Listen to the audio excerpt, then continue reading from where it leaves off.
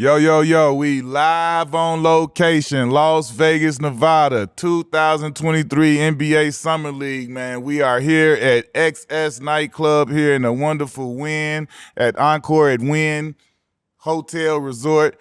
Y'all might be hearing, we got views and Right vibes. It's the pool out there. We got partying going on. You might hear a little something, but more importantly, man, I got the blackest one with me. We got a very, very special guest today, man. We got the legendary Celtic, Danny Ainge, the big time. Look, y'all don't even know. Big time athlete, 3-sport superstar in college and high school. And, he chose basketball. We was blessed that he chose basketball, but we got Danny Ainge in the building. We're going to get into it, man. Champion. We appreciate you pulling up. You bet.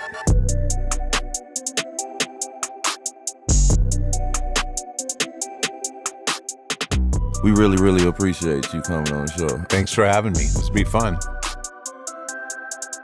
So the first question I want to ask you, when you first got to the NBA, who was the first person to bust your ass? Well, there was a guy by the name of Lynn Elmore. Lynn You guys Elmore. may have heard Lynn, but he didn't really bust me, but he cold-cocked me. I'm coming off a screen in my very first game, and he just threw an elbow right across my head, knocked me to the ground. Welcome to the NBA, Brooke, and it was a real awakening. Who was the first person to give you buckets, score, where you couldn't stop them, and it was you knew this was a higher level than college? Well, there were two guys that come to mind, and I don't remember the exact timing of these games, but I remember Andrew Toney. Andrew Toney Was a stud Right. player, and he had been nicknamed the Boston Strangler because of how he had beat Boston the year before in the playoffs. So now I'm coming in the next year, and I'm guarding Andrew Toney, and all the guys on the team are telling me here's how you got to guard him. You got to be physical. You got to get into his body. Don't let him have a free breath. So anyway, I'm trying to be physical with him. I mean, he's just crushing me. And I learned that game, no, just let him go where he wants. And because he's not really a catch and shoot guy. He's catch, face up, rip, swing through, beat the hell out of you, get the shot off. Yeah. And anyway, Andrew was one of the first guys to light me up. And then another guy was George Gervin. Ice. And I remember the Iceman when after the game, I think he ended up with 32 points, and I was in the training room getting stitches in my head. I think I had 6 stitches. He had elbowed me on one of his jump shots, and Mikhail comes in and says, "Yeah, he gave you 38 tonight." I go, "No, 32." He goes, "Nope, 32 and 6 stitches." So it was a rough night, but those guys were amazing players. Eugene, Oregon. I played in Portland, so I done been to Eugene, Oregon. Eugene is a beautiful place. You was a 3-star athlete in high school. Baseball, football, basketball. How did you get into all 3 of the sports? I grew up. My father was a baseball and basketball player. Played college basketball played college football. In Eugene at University of Oregon. Before an injury took him out, I had 2 older brothers that played sports, and I had a hard time from season to season to know which one I liked more. Yeah. But I loved football, and I loved basketball, and I loved baseball. And then, in baseball season, it often rained in Oregon, so you get rainouts every now and then. And so I was big into track too. Eugene is known as the track capital of the world. Yes. And so I grew up participating in track meets at the University of Oregon from the time I was 5 years old, all the way through my high school career. So, but yeah, it's just what we did then. I had coaches that tried to intimidate me and try to get me to give up one sport or the other.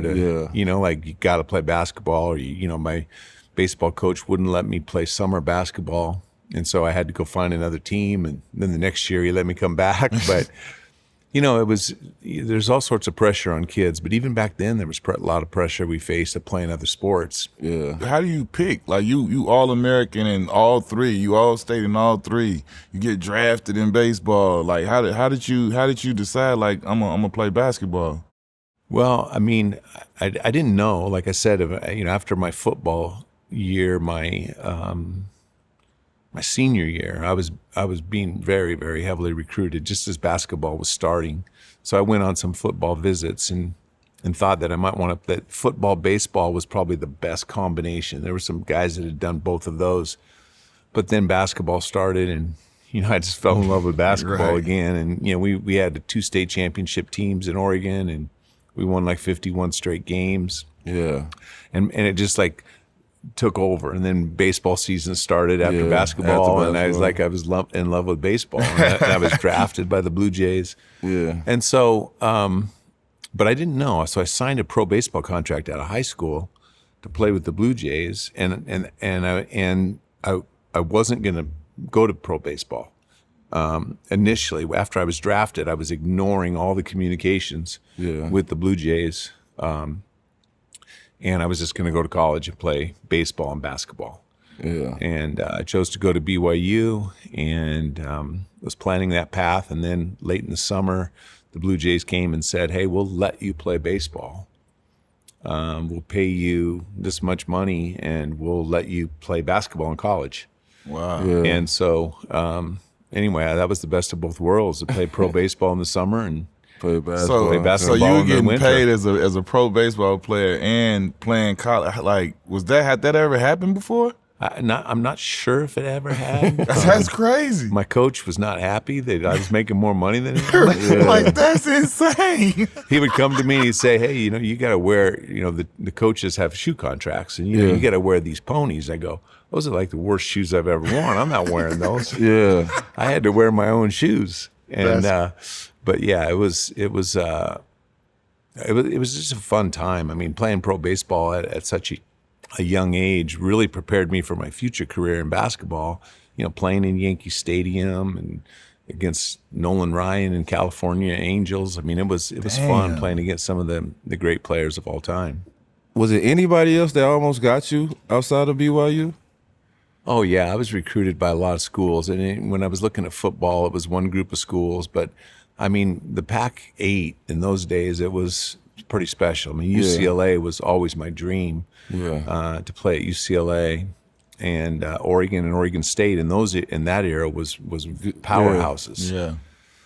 So, I mean, I was recruited by a lot of schools for different sports. And BYU was...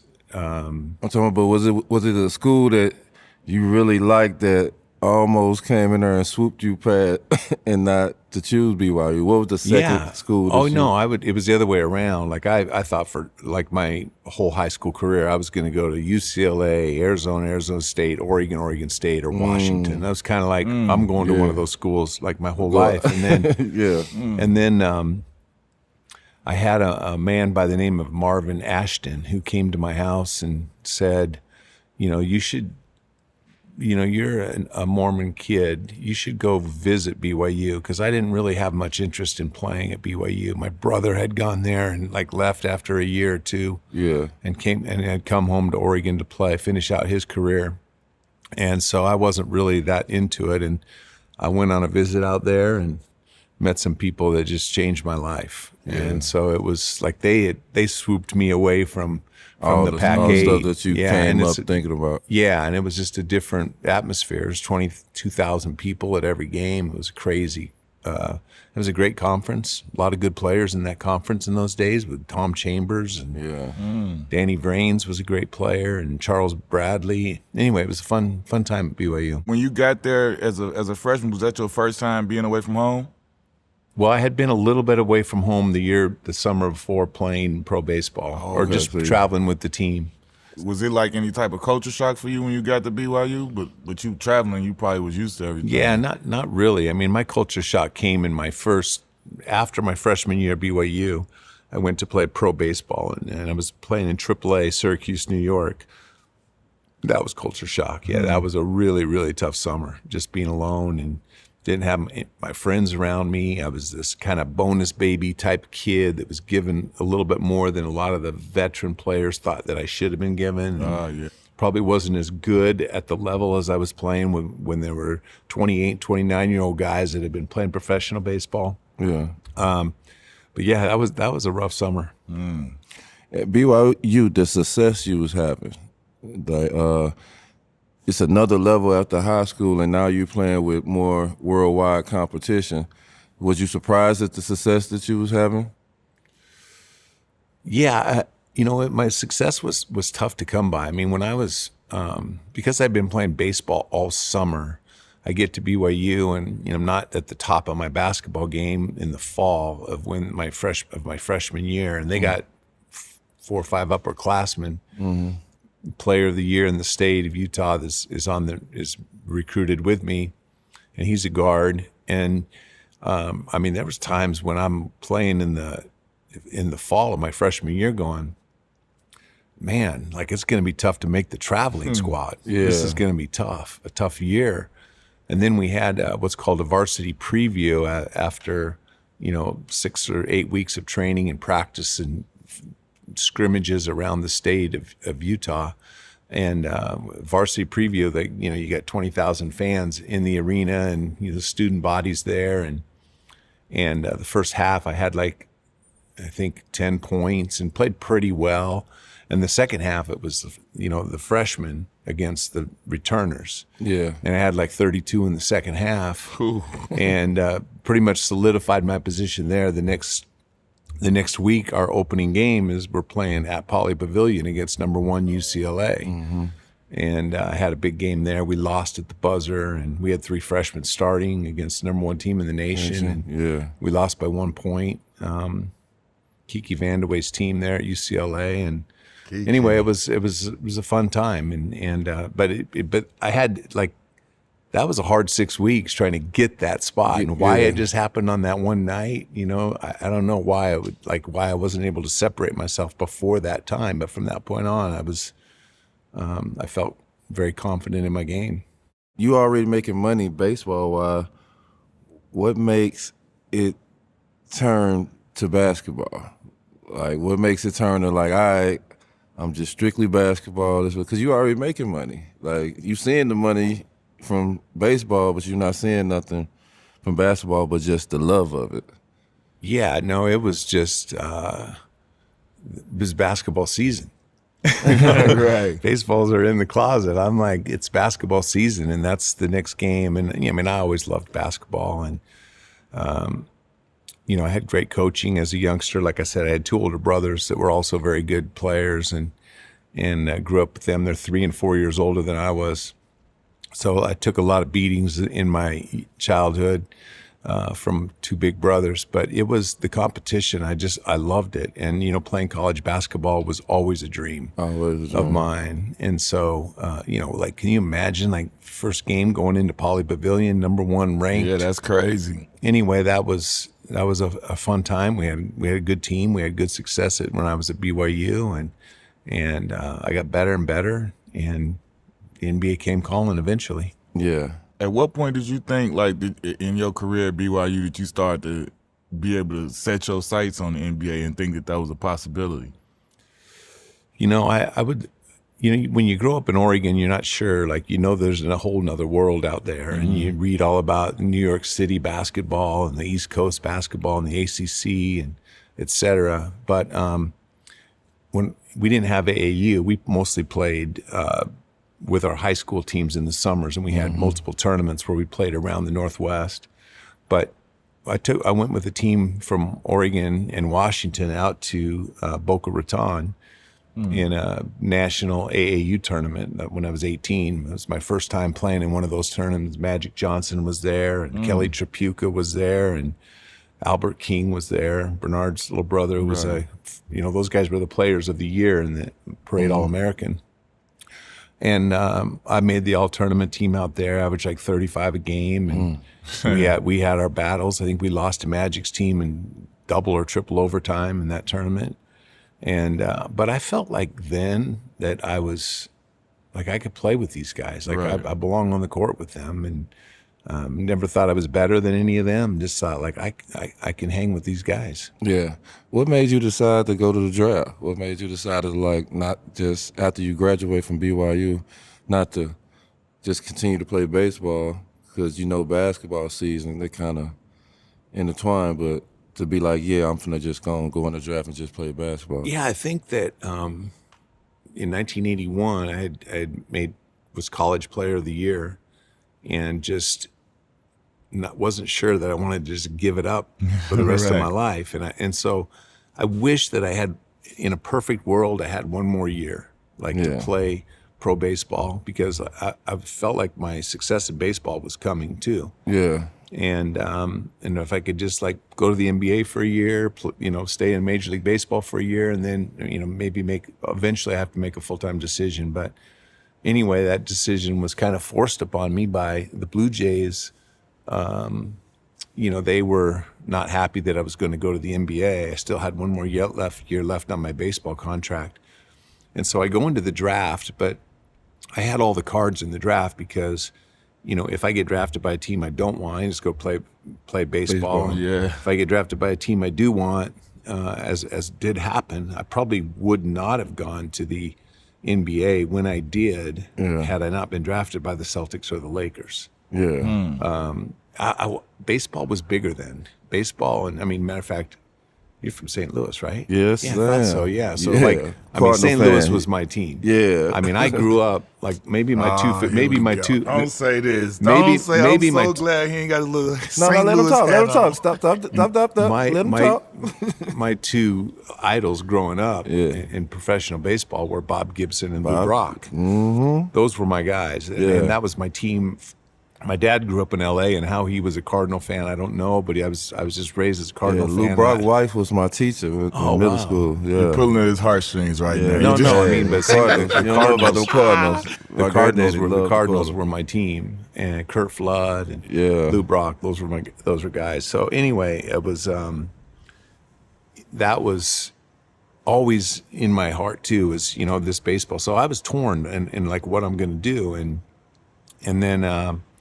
The NBA, the Celtics drafted me. I told all the NBA teams, don't draft me.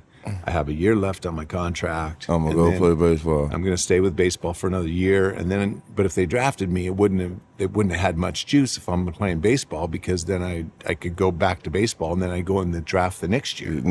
Yeah. Yeah. So anyway, I talked with all the NBA teams that year, and the Celtics had 3 picks, and. Did you have to work out for a bunch of teams? No, I didn't, because I was playing pro baseball during that whole process. So you didn't have to even go through Matter that. of fact, I get a call the night before the draft, and Red Auerbach tells me that he's going to draft me, and that they have multiple picks. He's going to draft me. So I'm sneaking into the draft. They have the big room in downtown Chicago, playing the White Sox. Okay. And I'm in the studio watching the NBA draft, and when I don't get drafted in the first round, I think the 25th pick was the last pick. The Celtics, I just left and went and played baseball. And I'm gonna go. I'm just gonna play baseball. And then the Celtics drafted me with their next pick, and then anyway, long story short, there was a big lawsuit between the Blue Jays and the Red Sox over the validity of the contract. The Blue Jays won the lawsuit. They had my rights. The Celtics had to buy out the Blue Jays to get my rights. And So back then, the draft was that was when they was doing everything by telephone and all of that. It wasn't like how guys walk across the stage and all of that, right? yeah, so it's a good question. I don't really actually remember that. I just remember being in Chicago, kind of hiding out, don't want anybody to see me, and I'm watching the draft in this big auditorium. That's crazy. You get drafted by the Celtics. How is it when you first, like you said, you read Auerbach call you, what was that like? Yeah, so I got a call the next day from Red, and I told him I'm not sure I'm gonna get out of my baseball contract, and appreciate the call, but I just didn't know what I was going to do at that point. So I went in and talked with the Blue Jays eventually, and eventually they worked out a deal after a lawsuit, and it was all worked out, and I ended up getting to Boston. But yeah, I grew up a Laker fan just because I was on the West Coast. Yeah, West Coast. Kareem was one of my favorite players. Yeah. Like I said, UCLA. I loved Bill Walton Right. when I was a kid growing up. But it was the Celtics and Lakers were really the NBA. Yeah. And so that was a dream come true to go play for the NBA. But still, I had an opportunity to play in Fenway Park against Dennis Eckersley and Tommy John, and face Ron Guidry and those kind of guys in Yankee Stadium, and that was a great experience. Just preparing me to go play in big stages in the NBA.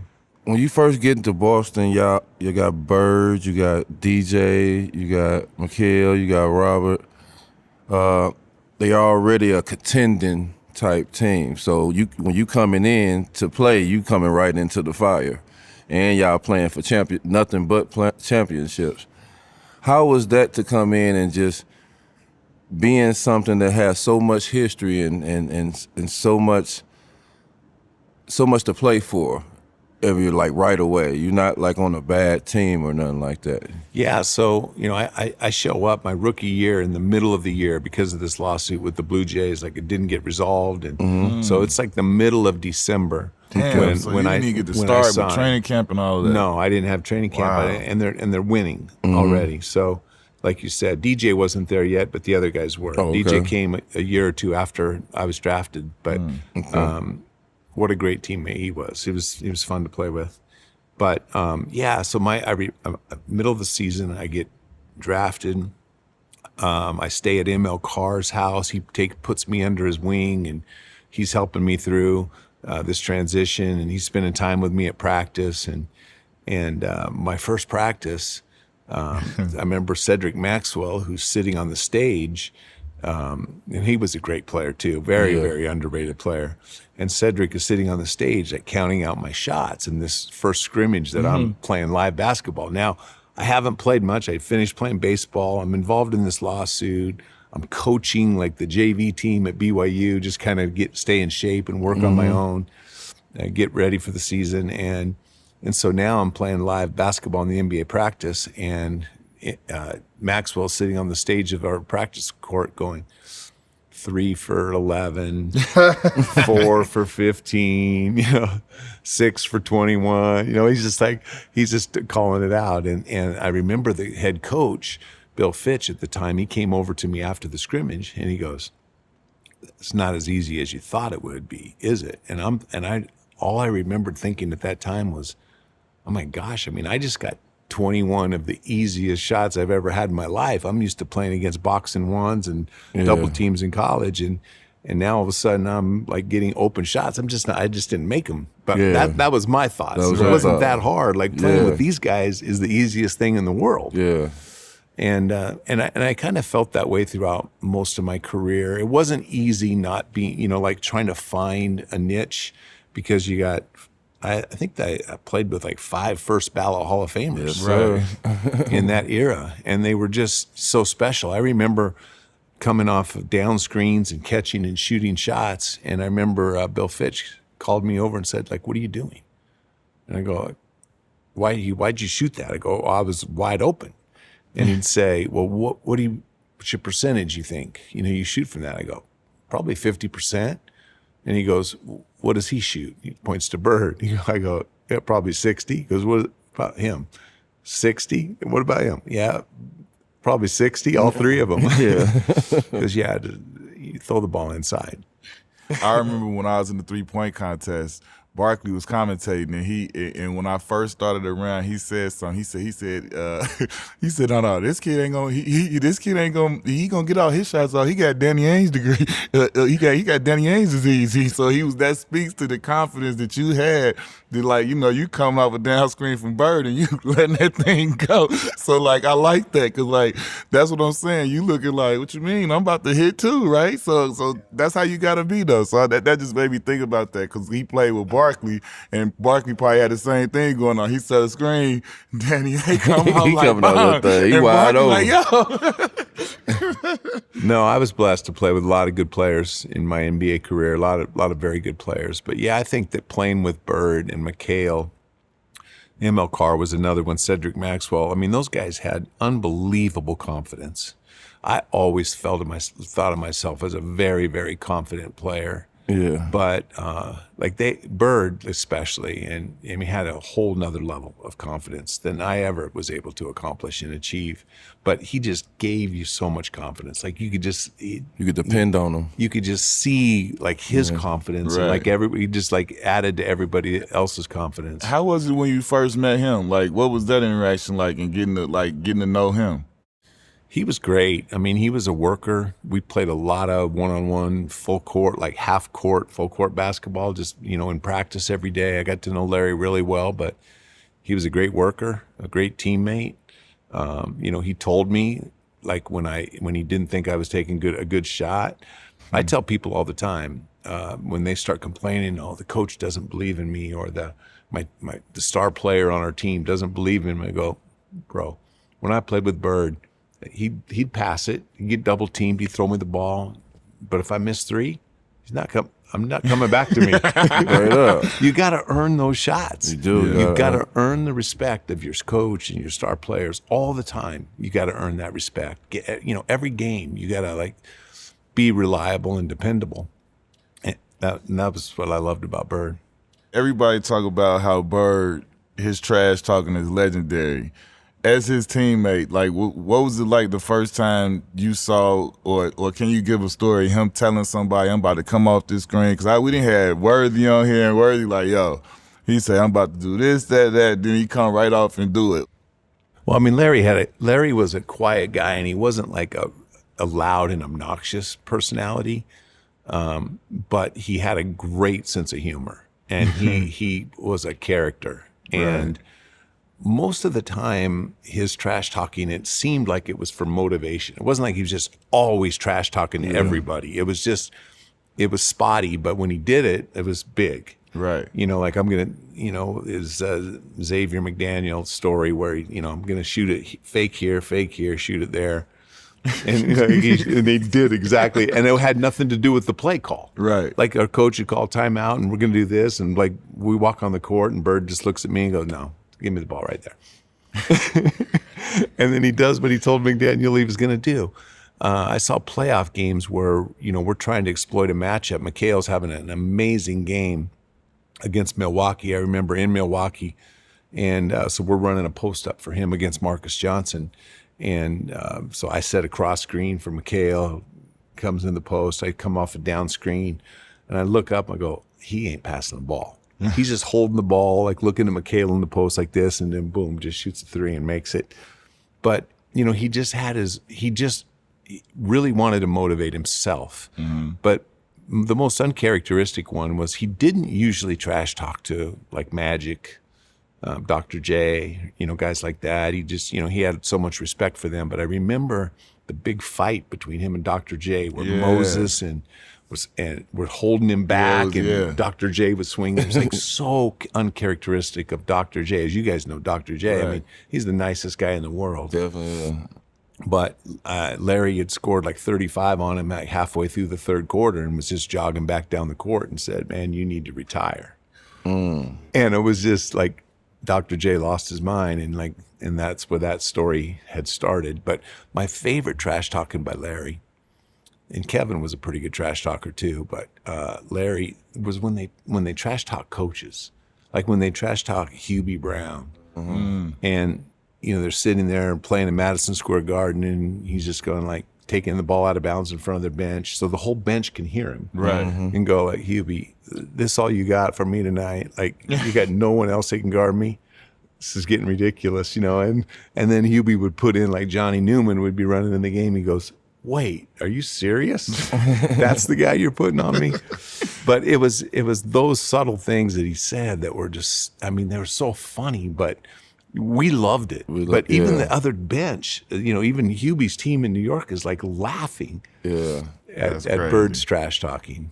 The Laker rivalry, when you got into the Laker rivalry, and it's an every year thing now, like, how was that for you? Like, how was you grew up a Lakers fan? You growing up a Lakers fan, you loving Kareem, and you know who Magic is, and how was that to be in that rivalry and the history all involved in it? Well, I think that because I was a Laker fan and because I had such great admiration for Magic and even Worthy and Byron Scott, Michael Cooper I played against in college, and Kareem, of course.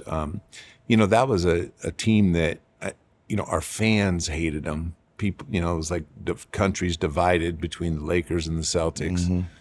But I never hated them. I just had amazing respect. And we thought about them all season long. Matter of fact, we beat them in 84. At that time, I actually thought they were a little better than us. 85, I thought we were better than them, and they beat us. Yeah. And then 86, like our entire season was like every day we thought about the Lakers. Looked at them in the paper. Yeah, I mean, it's just us and the Lakers, and we're watching, and it's a great motivation for us because we're going to get them in 86. And then they get beat by Houston in the conference Twin finals. Towers. And that was, that was a killer. I mean, it was like a letdown. Yeah. Because like all year long, like we just, wanted another crack, and we were 100% healthy.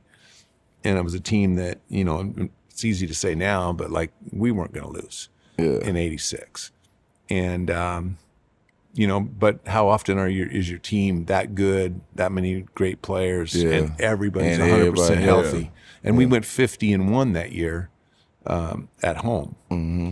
And so, but anyway, that was a little bit of a letdown. But that's kind of our mindset. That's how strong the rivalry was both ways. Yeah. But all respect, they were very well coached with Pat Riley. They were deep and great, and Magic and Kareem. I mean, like, what else do you have to say? The styles was just so different very different from each other. Yeah.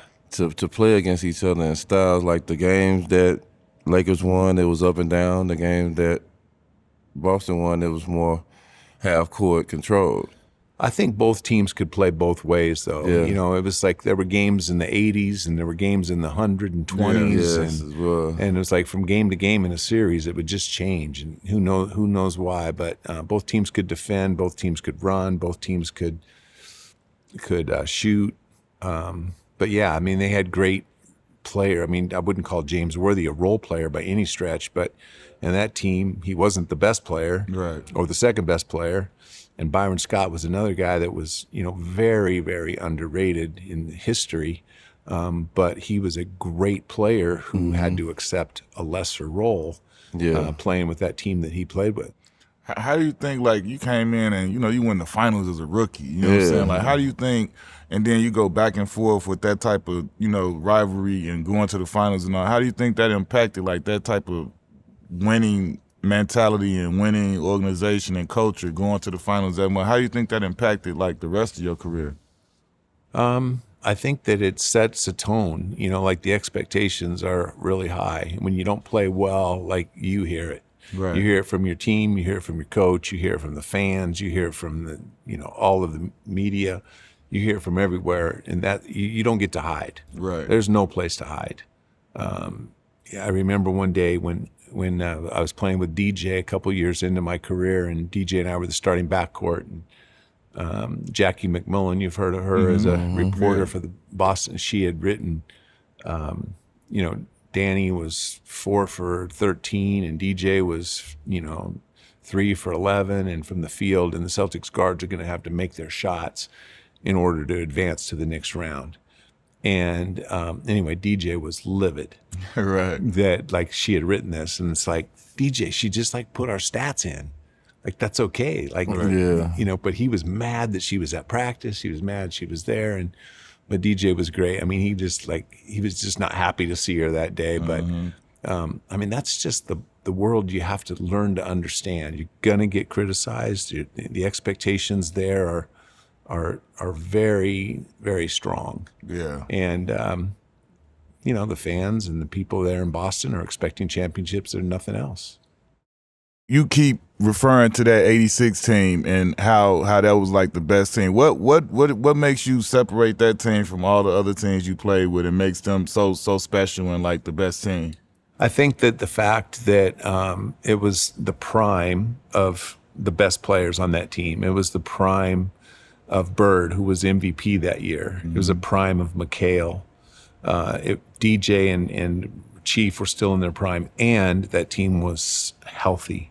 And as we've learned, anything in the NBA, like NBA Finals teams that are healthy, like if you have a small injury or one injury, get all the way to the end. Yeah, like you could be a great team, but like that health all the way to the end for that team makes them that special. And then we had we had one player that's a first ballot Hall of Famer that wasn't in his prime, and that was Bill Walton. Right. And he was really special, and we only needed him to play 18 minutes a game, but. Now he's crazy, but he's really, really special. I still stay up at night to watch his games though on the West Coast. Yeah. Yeah, he's hilarious. Trust me, he called our first 2 years. He called our game. He Yeah, was with the broadcast. Clippers. Love, Yeah. love We Bill know Walton, man. Bill Walton. Yeah, love Bill Walton. Same Yeah. person to this day. Love his No, energy. he's the best. Yeah. He's so fun. DJ was our coach when we got drafted. He was assistant sir. coach with the Clippers. He's one of our favorite people. OG. I think about him all the time, his personality. To get a player like DJ, coming from Seattle, winning the championship and being so good, to be getting traded over there with y'all and be in the backcourt with that. Just tell us about DJ and because a lot of people don't know who Dennis Johnson is. Well, DJ was, like a second-round pick out of Pepperdine. Yeah. And he gets with the great Gus Williams and David Thompson. And he's playing with an amazing backcourt. But they win the championship and in the late 70s, and he's the MVP of the finals. Yeah. But he didn't get along with Coach Lenny Wilkins very well.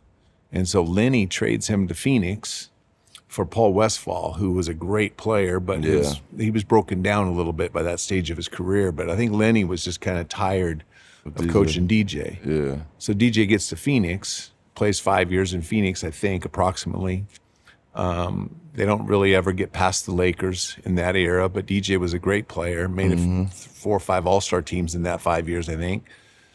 And then we got DJ when he was like 31 now. We get him in Boston, and we're all excited about him. He's like what we need, but Phoenix, I mean, we don't even have to give anything up to get him. We traded Rick Roby, who was like our third-string center. Yeah. And I don't even think he played much for Phoenix ever. Yeah. And so, like, we got a starting first ballot Veteran, Hall of Famer to add to our current nucleus of our team. And, it was fascinating because I don't know if it was because, we had so many great leaders on our team and DJ came to us and, he wasn't the man. Yeah. We had all those big guys and first ballot Hall of Famers, or maybe he was just a little more mature, but I loved playing with DJ. Yeah. You could see a little bit of why a coach might not like DJ periodically, like a day every other month, where he'd kind of act out in a way that you'd say, like, can't do that. Yeah. I remember one time, it's a funny story, one of my favorite DJ stories, but Casey Jones calls a timeout, and he sees DJ's in a wrong place. He calls a timeout. He goes, okay, DJ, dribble it over here. Danny, you go set a screen for Kevin. Kevin, get to the post. Go, Danny, you set the back pick for Larry. And DJ goes, I ain't passing him the ball. Kevin was nicknamed the Black Hole at that time. And so it says, okay, Danny, you get the ball. DJ, you go set the screen. He's going like, I ain't setting a screen for him. And so, and he was acting out. So when Kevin knew that the DJ was not in a good place. So he starts like trying to pass it to DJ, and DJ's just catching it and swinging it. Like, and it's too late now, man. I ain't Right. Yeah. And like, this is going on in the game. Yeah. So after the game, Casey Jones, who's like, what a great, great man he was. And he was our coach, but he was taking his jacket off and like, we're going at it. Me and DJ, He was ready. him and DJ, like we're fighting. You are not messing up this team. Yeah. And DJ was great. Like DJ was like, and apologized to the team. The next day, DJ's great. For the next 2 months, he's like the best teammate. He's laughing. But like that's how DJ was. He just like had some moods in the stretch that you could see why I coached. But on our team, we loved him so much every day. We knew what he could help us do. And 99% of the time, he was like the most enjoyable guy to be around on the team. Yeah. That's the dopest part because that's who he was for us. When we came in, he 18, I'm 19, and I knew I was supposed to be playing. I was killing in practice. And so a lot of stuff you saying, I do the same. I'll be in there while I'm young, Chicago. I ain't never been in no position where if you play and you work and you earn, you don't get. And I'm not knowing that they trying to move this guy or move that guy because we had a whole heap of young dudes just got there. I don't know. I don't care about none of that. Nobody's telling me that. It's not their job to tell me. I don't understand. What he used to do every time. We be over there wilding this and third.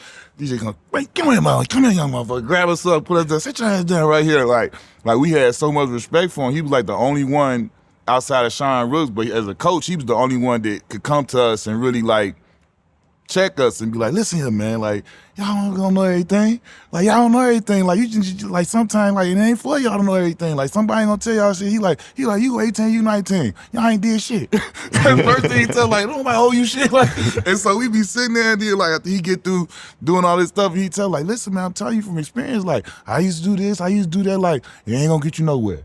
DJ used to keep me together, boy, I swear, that was my man. He was my man, too. I loved him. It was fun. When he first showed up in Boston after getting traded from Phoenix for nothing, You got to remember now, this guy's a first ballot Hall of Famer. Yeah. We get him for nothing, and he just shows up, adds to our team. And I walked up to him, and I said, hey, Chemo, how you doing?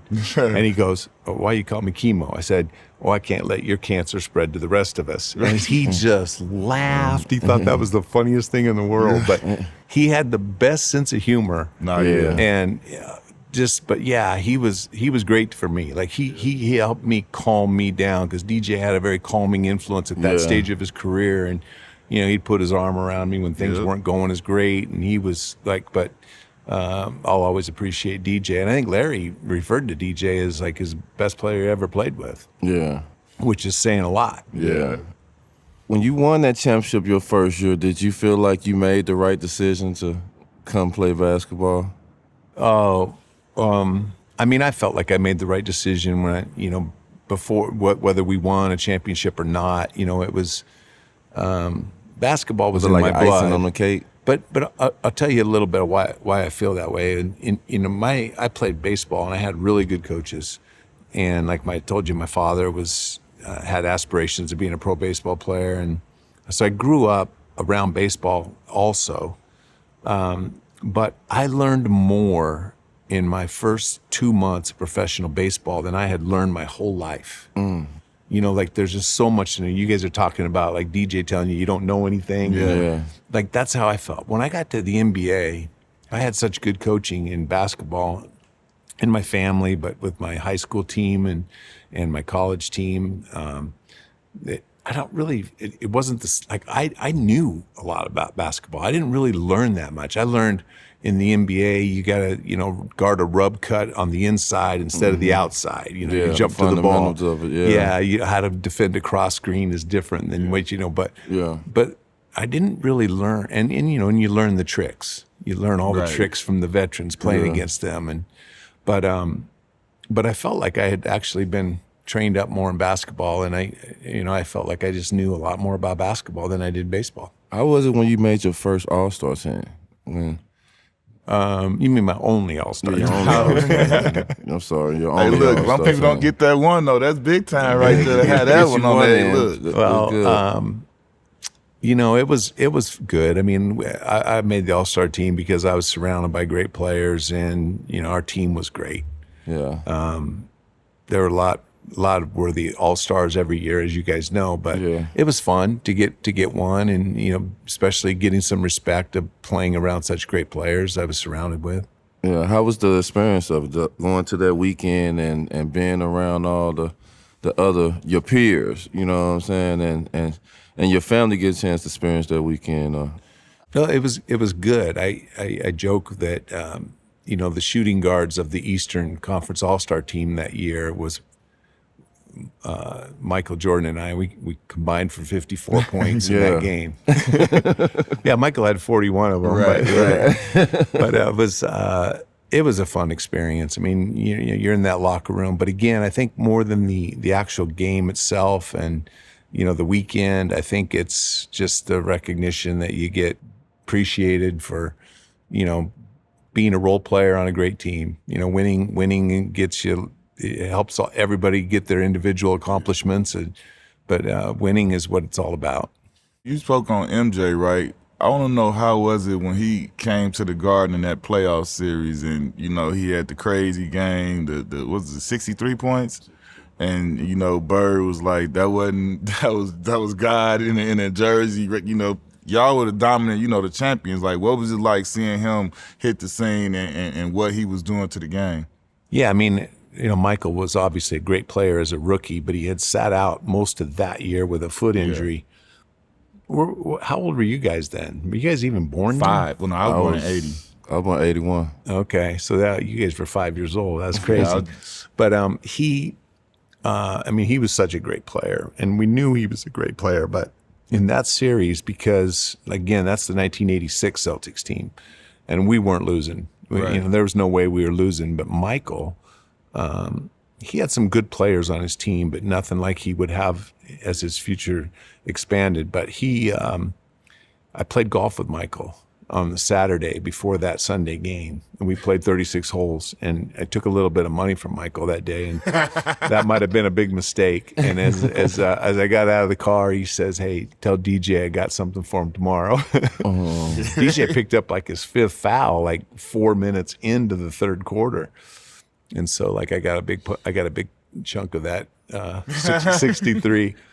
And I remember a funny story about Walton was in that game. We were doing some switching. Most of the switching, I was always accused of you just don't want to guard him, so you just like switch. And Walton ended up fouling out, and he was cursing me out at the end of that game so hard, like, guard your own man.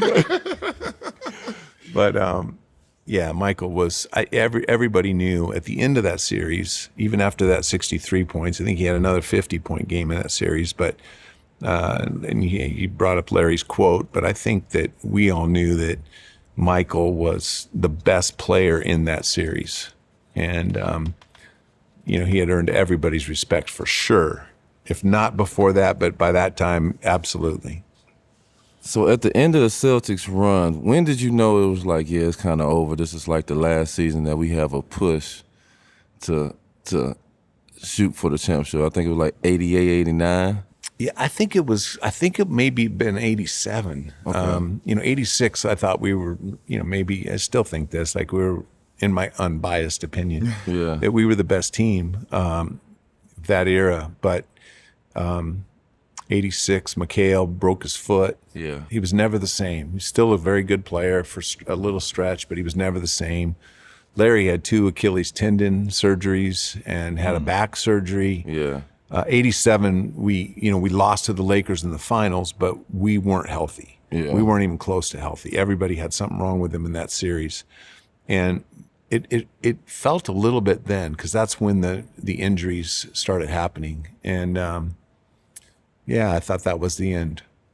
Did you get traded or? Yeah, traded in 89. You got traded. What was it like? Because you've been a Celtic for years, and what was it like to finally kind of seeing this side of the NBA now, where you actually go to another team, another city, another state? And I was looking forward to it. I was excited about it. Casey Jones was now working in the front office. Him and I were very close. I played for him for 4 years, and then the 2 years before, he was an assistant coach, and him and I were very close. And Casey was like telling me, and KC, as you guys probably know, was high school teammates, Olympic teammates, pro teammates with Bill Russell. And Bill Russell's now the GM in Sacramento. So Bill traded for me in Sacramento, and I played 1 year there, and what a disaster of a year. I mean, not because of, like, we get the number 1 pick in the draft. We finished the season pretty strong. And then we get Purvis Ellison's the number 1 pick in the draft, and all the players were like watching his draft work out. And we had a kid named Ricky Berry, who was a first-team all-rookie team that year, who commits suicide that summer. Purvis Ellison can't play.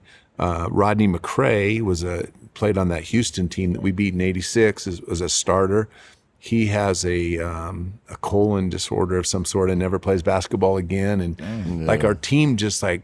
But I thought Russell actually never got credit for like putting together a pretty good team. Right. I'm not saying we were a championship team, but boy, that fell apart fast. And then I finished my career in Portland and Phoenix, going to the finals with those two teams. How was that in Portland? Like, you got to play with, you know, the legendary Drazen Petrovic, and everybody knows how great of a scorer he was. Like, just talk about being able to be on a team with him.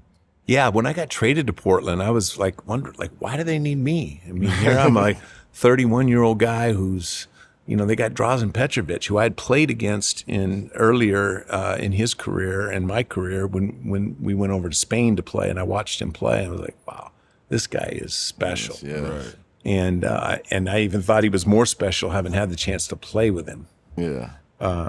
But yeah, then we traded him away for like 37-year-old Walter Davis later that year, and then his career kind of took off as he got an opportunity to play. But yeah, Drazen was a great player.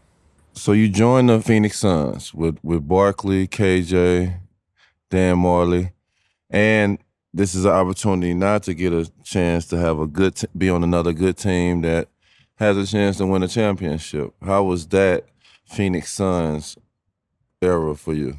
It was great.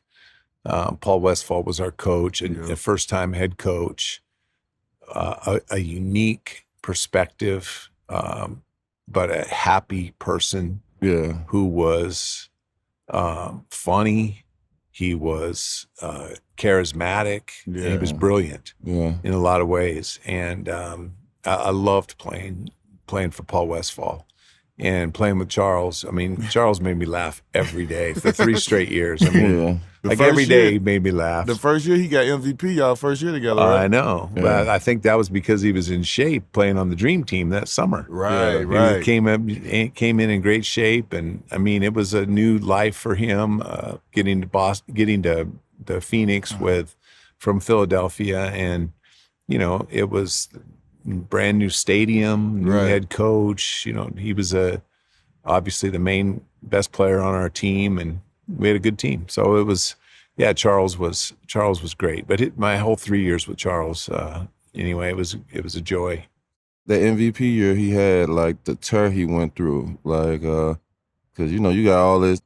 The power forward position had a lot of guys that was really good. For him to win MVP, just how he went through the playoffs and everything that year, just describe how he played. I think that Coach Westphal really managed Charles well. I mean, I shouldn't say manage, because like you don't really manage players like that. I mean, Charles was in charge, but he dealt with it well. I'll tell you guys a funny story of what I'm saying is we're waiting in a game, and this didn't happen very often, but one night, it's 30 minutes. We're all in the locker room waiting for the pregame meeting, and Charles hasn't arrived yet to the arena.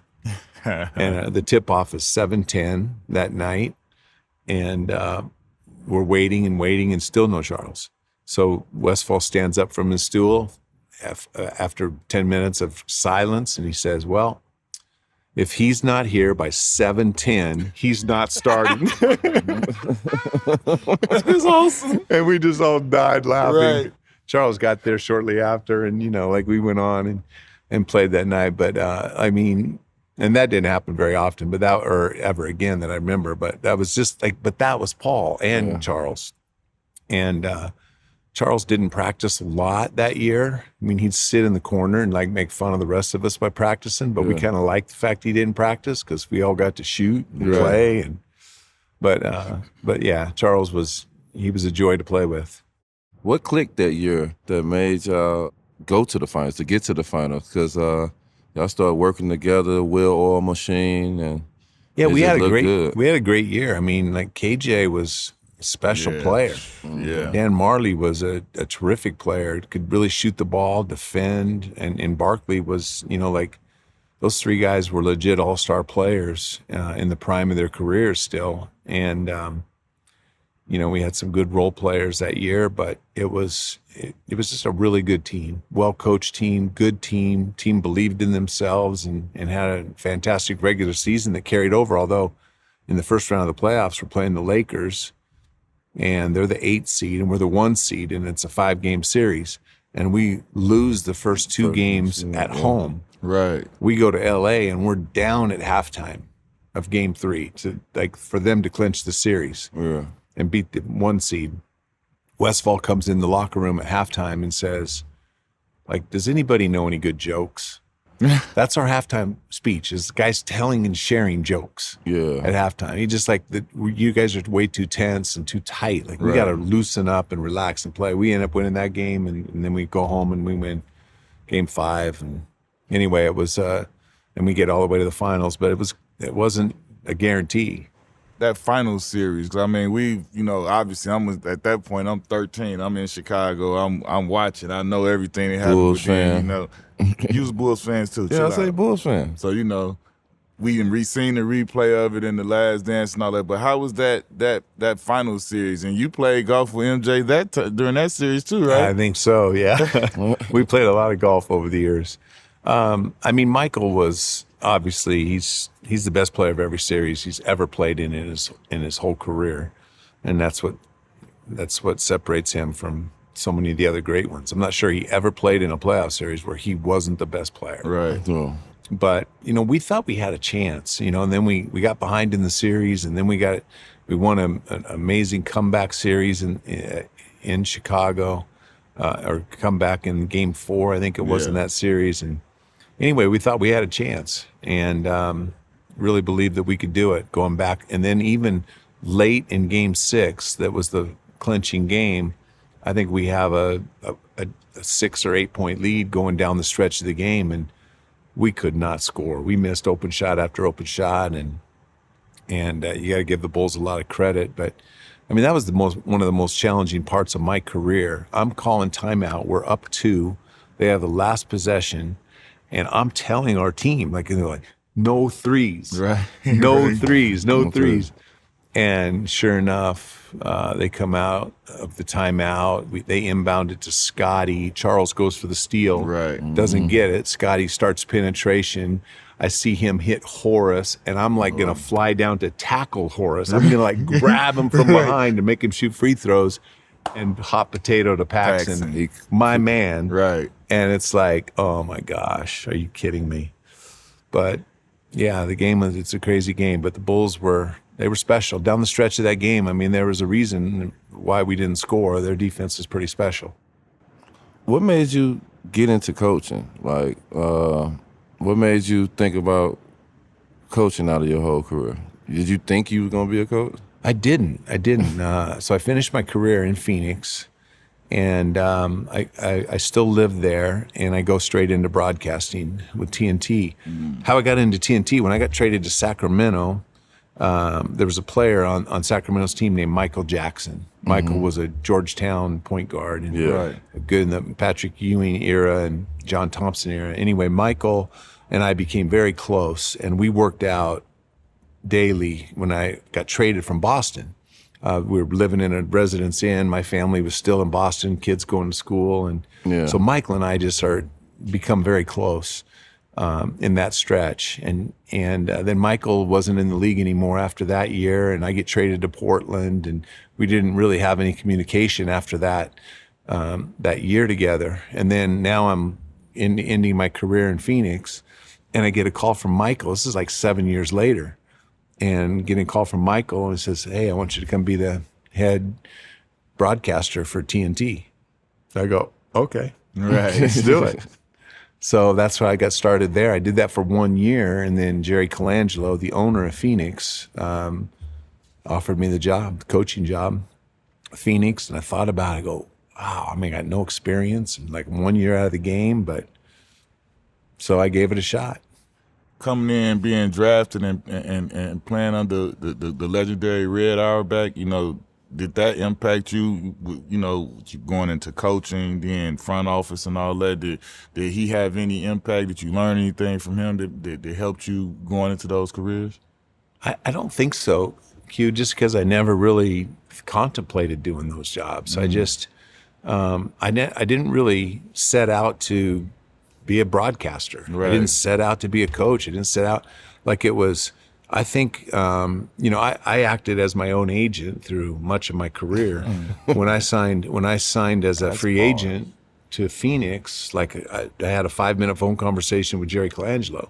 He called me at the deadline and said, here's what we got. We had a conversation. Boom, I had a contract. Yeah. I think that started a relationship that enhance that.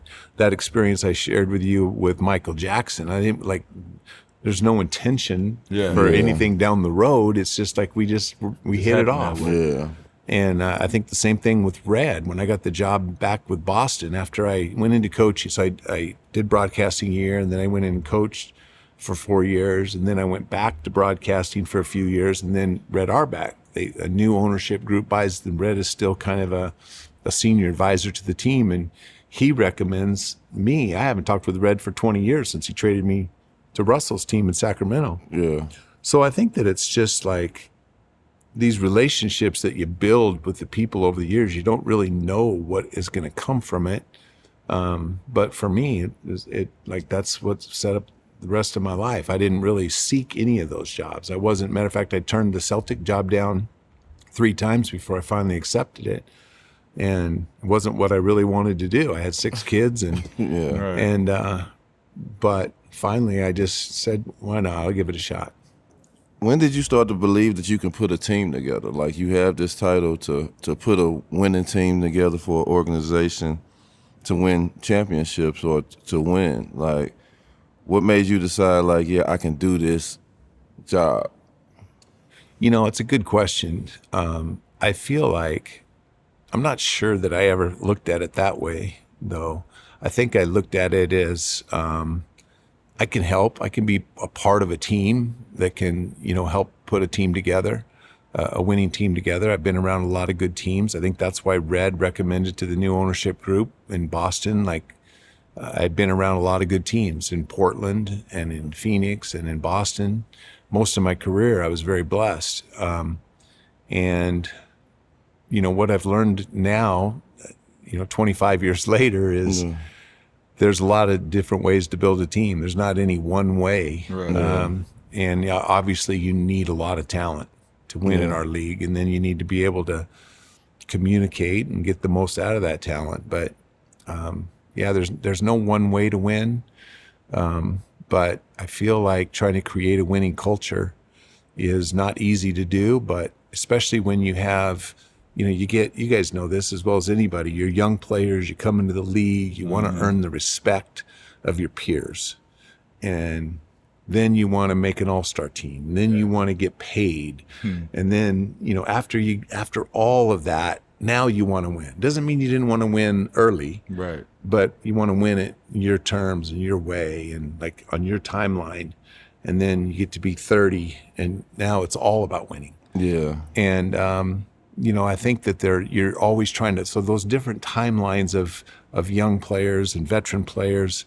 When we had Paul, Ray, and KG together, they were all in the same place. Yeah. We had to work Perk in there, and he was a young player. And we had to get Rondo in there, who was a very young player and having success.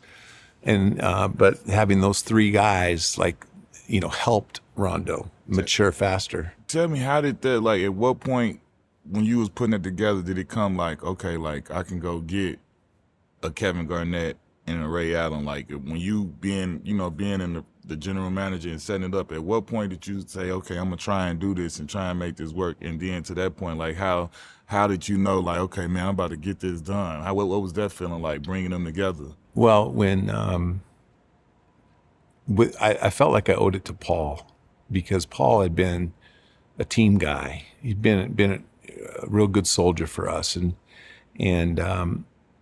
he sat out the second half of 2007 just with an injury, and we had talked, if I can't get it done this year for you, then I'll try to get you to a team that has a chance to win.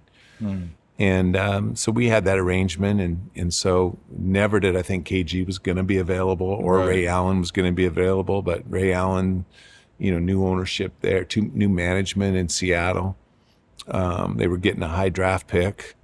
So what happened was we made a deal for KG, but I wasn't going to pay the price to get KG if KG wasn't going to commit to us long term. Right.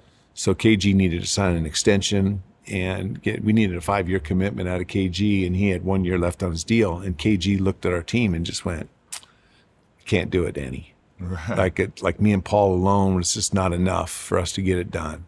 And so I understood. So then I had this deal for KG with Minnesota, and so I couldn't get KG to commit to us, so I went and got Ray, having no idea. Now I gave away the number 5 pick, which was part of the KG package, so I have no idea how I'm going to get KG, but I got Ray. Okay, but and maybe now with Paul and Ray, KG will want to come. And sure enough, as soon as we got Ray, KG's like, I'm on board now. I'm all in. I want to get there. So then I spent the next couple months trying to figure out another way to get KG, and it just worked out. Just sheer luck, and anyway, but it worked, and we had a great 6-year run. How was that to win a championship and to win it beating the Lakers? And you got now you like this is for you. You've done it as a player, but now you and that you put this team together. You the architect. How did that feel? Yeah, what's different as a player. Like players are like mostly about themselves. I mean, like they're looking after their own careers and like how it impacts them. Doesn't mean that they don't care about their teammates. Yeah. But when you're an executive, like you see the impact that so many people have. Yes, nobody has more of an impact than Paul, Ray, and KG, but you see the stories of Leon Poe and Eddie House and James Posey and Big Baby and Doc Rivers and Big Baby. Yeah, right on down the line. Like Scalabrini. Yeah, and then you see all the people around the organization that have been there and all the things that they do to make it all work. And so but that's what, as an executive, all these things. And so it's actually more rewarding just because there's so many people that are involved in making that happen. But so from that standpoint, it was fun for me to see Doc be able to celebrate a championship. It was fun for me to be able to see Eddie House, get a championship. And I mean, but the whole team, it was, and for Paul, Ray, and KG to get beat that threshold, that monkey off their back of being championship players, because all of them were coming from lottery teams. So anyway, that was, as an executive, it's more fun just because there's more joy to share with everybody, I think. What do it mean to you to be a Celtic, to be a part of their history, to be a part of their brotherhood? When I had the opportunity to go down there and try out for the Celtics, I was there for like 2 months. Just to walk into the practice facility, you can feel the history, seeing the banners up and they old with stains on it and all that stuff. But how is it for you to just be a Celtic and be a part of that brotherhood? Yeah, I think it's brings a lot of joy. When I was a young player, I obviously grew up like I told you, the Celtics and the Lakers were the teams, and so I grew up watching them play. Mostly rooting for the Lakers, but like having this amazing amount of respect for the Celtics. And then getting there and getting to know Tommy Heinsohn and Casey, or I already knew Casey Jones, but all the veteran players, all the historical players there. John Havlicek took me under his wing and taught me a lot when I was there as a young player, and that meant a lot. But those guys were all around. They were around the organization. They'd come in and be part of our team, and I thought that was pretty cool. Like all these guys' numbers in the rafters, and they're still part of the community and still part of the history. And I think that was the best part of it, was just getting to know all of them and hear all of their stories and all of their perspectives of the NBA and NBA life and how to become as good a player. Not trying to give away your trade secrets, but you've been executive of the year, and like a lot of people would be afraid to pull the trigger on some of the, big moves, like, moving the big three to KG and Paul, making that trade, moving some of the deals you've done in Utah. Like, what is it that makes you fearless to do some of those things? And I mean, for the most part, they've all worked out as well too.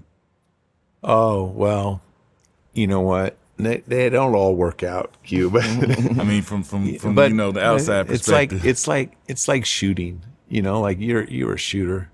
You got to take the shot. Right. You can't be afraid to shoot, and it's not any different. You gotta. There's times where it's easier to not take the shot. Yeah. It's easier to pass it off. Then, it's not your responsibility. But I've always been one that wants the shot. I've always been the one who've been unafraid. I can deal with scrutiny that comes my direction, and that's part of not making a successful trade, or becoming a successful player. You can't be afraid for the criticism that might come with doing bad deals. But maybe it's just because I'm old. And I have any reason to be afraid anymore. Hey man, translation, shoot. You don't know none. This is a shoot or shoot, right? You know Shoot or what I'm shoot. saying? Shoot or shoot. You know what I'm saying? Most shooters can putt. Can you putt? I'm just getting into golf, so I'm about to see about all that. I'm dead terrible now, but I haven't gotten to the whole point to where I'm all immersed in it. But Well, I'm you on my should way. be able to putt. You should be able to see, putt. I just got measured for my club, so Okay. I'm ready now. Good. You can't putt though, because you ain't no shooter. Is there a trade that you almost could have made that you regret didn't happen, or one that you did make that you regret you did? I can't tell you those ones, can I? I'm trying to know. It could have been some groundbreaking stuff could have happened. Red once told me when I first got the job in Boston, he said, some of the best trades I ever made were the ones that I wasn't able to make. I'm not sure I can say that, but there was a time when we were, like I was trying to get Jimmy Butler from Chicago when I was in Boston, but they wanted a lot, Right. and so we didn't do it because it would have, and it ended up would have been Jalen and Jason. Oh wow! Both those draft picks. Oh, that wow. we got Jalen and Jason with. So Right. that was one that, like, I loved Jimmy and was trying to get him. Could have drafted Jimmy late. I liked him even then, but like now he'd be proven that how good of a player he was. And that was probably one. So now you done transition over to working in the office with the Utah Jazz. How is that transition for you to move to Utah, have the family down there now, as you say, and just being in the Utah Jazz organization? Yeah, so it's a little bit different role for me, Darius. It's a role where I feel like I'm advising coaches, owners. Yeah. The owner is a very good friend of mine. I probably wouldn't have gotten back. I really had no intention of getting back into the game when I left Boston. Yeah. I was going to head out to Utah and do a lot more family things. Yeah. Watch my Cougars, soccer teams and volleyball teams and hang out, but play lots of golf. But with Ryan Smith, who bought the team, and I've known him for about 15 years before, he talked me into doing it, and we talked about what I wouldn't do and what I would do, and so it's not as grueling as the job that I had in Boston, but it's fun to be involved in the game, and I really enjoy working with Brian and getting to know all the staff and a new young head coach, and a wonderful front office staff that I'm trying to help train up for the next big championship run in Utah. I was trying to make something special in Utah. You done played with a lot of teammates over your career. First ballots. And if you had to pick 4 other players out of all the teammates you done ever played with in your NBA career, who would be them 4 other players that you would play with? Oh, wow. It's gonna be one for the record, but we gonna put together a bracket. It would be hard for me not to just pick my 4 Celtics teammates in 86, just DJ and Chief and Kevin and Larry. I mean, they were just special people, all 4 were first ballot guys. But I mean, like I said, Barkley, belongs in there. Drexler, I played with him. He was runner-up MVP the year we played the finals against Michael that year. Yeah. Terry Porter, Dan Marley. Like I've had a lot of great teammates. Yes, you have. But that 86 team was pretty special. You seen a lot of level of basketball. Like You played in the 80s and 90s. You coached in the 2000s. You're the GM in the late 2000s or whatever. To see how the game has evolved, see how the game has changed from you giving the big man the ball all the time under the goal to more guard play, more shooting threes. What do you think, how is the game evolving and how is the game doing right now? I think the game is in a great place. I mean, the NBA is as healthy as it's ever been. I think that there's, you're always trying to figure out what's the next part of the NBA, what's the next phase, to try to stay ahead with the game as it evolves. But, I'd like to ask you guys a question. Do you think that Patrick Ewing and Akeem Olajuwon and Shaquille O'Neal would be great players in today's game? Yes. Yeah. I think so too. Yes. And so I hear this that, they couldn't play because they can't play outside. No, the game changes and players different. And by the way, those guys, just like I was a good shooter coming off screens, shooting 50%, those guys are shooting 60% in the paint. There's always a place for guys that can score with efficiency in the low post. Definitely, yeah. No matter what your team is. And, but I give credit to the Steph Currys of the world who have changed the game, and their shooting is so spectacular. And Klay Thompson and many others, Damian Lillard. Yeah. A lot of guys out there that are, changed the game in the three-point shot and how it's evolved. But, yeah, I still think that there is a way to play the game that teams had success in the 90s and in the 2000s. Just like, but the game today is just different. And once LeBron, it wasn't that long ago. I mean, think about this. Andrew Bogut was the #1 defensive player in the NBA. Yeah. Mozgov is the starting center for the Cleveland Cavaliers. Right. Yeah. They get to the finals, and those guys don't get in the game. Yeah. And so, the game has changed almost but I don't think it has to change. I think those guys still can play. Yeah. But because you got Iguodala, who's a very unique player, and you got LeBron, who can play any position on the court, I think that the game, there's still room for ways that the game was played. Obviously, the three-point line is a big evolution and will continue to be. But I think that there's ways to score points in the paint efficiently that not very many teams are able to use, except Jokic and Embiid right now. You being a shooter like me, confident, volume shooter, have you ever, we know it couldn't happen and we know it is what it is, but have you ever, fell asleep on the couch with your grandkids and had a dream you could have played in this era with the ability to just jack them up the way, you was way before me, so it definitely wasn't even as lenient as it was when I was there. But we get snatched out the game for a lot of these shots that's being taken now. Could you imagine you being able to play with this type of freedom just to get up 19, 18, three-point attempt? Well, just like you guys probably still have dreams of playing. Exactly. Of being a it's player. Not going to happen. I don't know if I've had a dream about the different eras, but I still dream about playing. And there's nothing like playing. People always ask me what, playing with the different teams you played on and coaching and being an executive. Locker room. There's nothing like playing. Yeah. Playing is there's stress, there's ups and downs and tough times, etc. But yeah, there's nothing like playing. Did you ever think the Kareem record would be broken?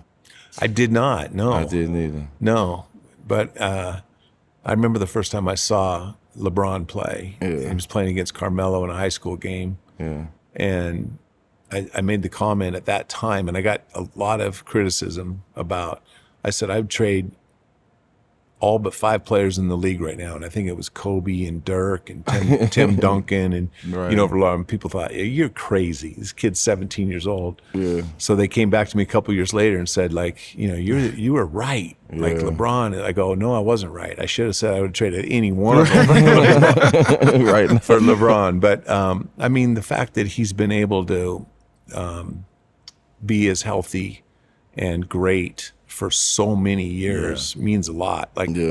His durability has been incredible. Unreal. Yeah, and obviously he's a fantastic player. You got to at least play 20 years and at a high level to even get near that record. And even with that being said, for him to be the guy to do it when we know him as a passer, that's what's like the most impressive, because I still haven't heard anybody like analyze him and category like he's the scorer. He's the all-time greatest scorer, and he's never been referred to as a scorer. He's been referred to as the ultimate teammate.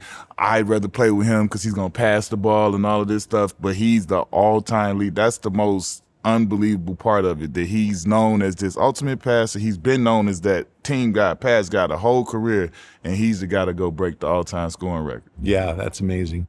I like to ask this question. For you, it's probably a little different because you was playing pro baseball while you was still in college. So I don't know, like when you got the money and started getting paid, what did young Danny Ainge do to treat himself? Like you said, you was making more than your coach at one point. Was you whipping? Was you pulling up in something nice? Like what did you? No, man, what did you do?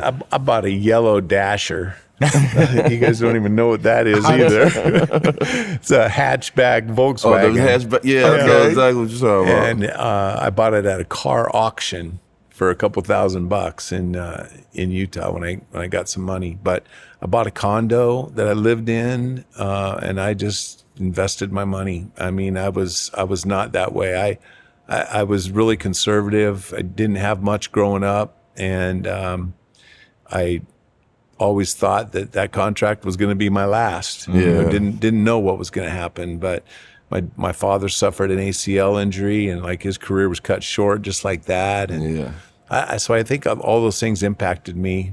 I got married at a young age, had children. I have 19 grandchildren now. And so, yeah, I wasn't really a Shout out to the grandbabies. I wasn't a spender. All right, man. That's been dope, man. We appreciate the legend coming up, pulling up on Appreciate you guys us, man. having me in. Yes, sir. Tune in.